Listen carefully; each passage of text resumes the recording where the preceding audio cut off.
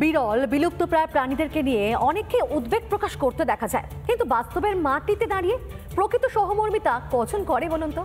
বিরল প্রাণীদের সেবা এবং পুনর্বাসনে বড় উদ্যোগ গুজরাটে বনতারায়। সেখানে প্রাণী সংরক্ষণ কেন্দ্রের উদ্বোধন করলেন প্রধানমন্ত্রী নরেন্দ্র মোদী। আনন্দ আম্বানির উদ্যোগে তৈরি অত্যাধুনিক এই আশ্রয় কেন্দ্র আর উদ্ধার হওয়া প্রায় 1.5 লক্ষ প্রাণীর ঘর হয়ে উঠেছে এই বনতারা। আর সেখানেই দেখা গেল একেবারে অন্য মেজাজে প্রধানমন্ত্রীকে।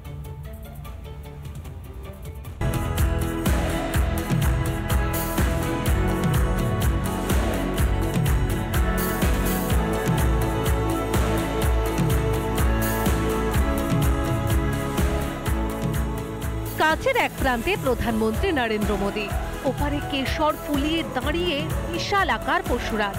সে এক বিরল দৃশ্য, যার সাক্ষী থাকলেন প্রধানমন্ত্রী নরেন্দ্র মোদী। মঙ্গলবার গুজরাতের বনতারায় বন্যপ্রাণী উদ্ধার ও পুনর্বাসন সংরক্ষণ কেন্দ্রের উদ্বোধন করলেন প্রধানমন্ত্রী। সেখানেই একদম কাছ থেকে দেখলেন দেশ বিদেশ থেকে আনা বন্যপ্রাণীদের।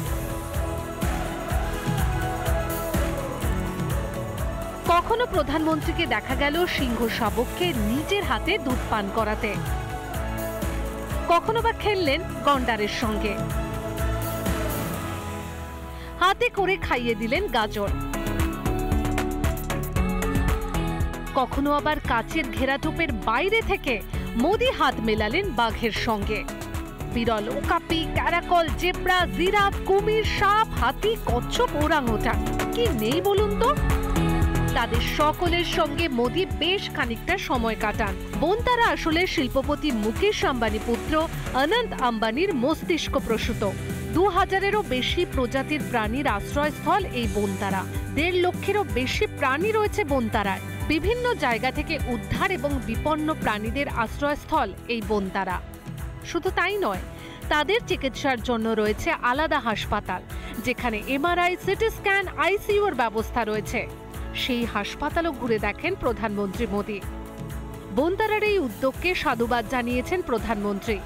এমন যত্ন সহকারে বন্যপ্রাণীদের আশ্রয় এবং তাদের এত কাছ থেকে দেখার সুযোগ পেয়ে আপ্লুত প্রধানমন্ত্রী মোদী। রিপাবলিক বাংলা।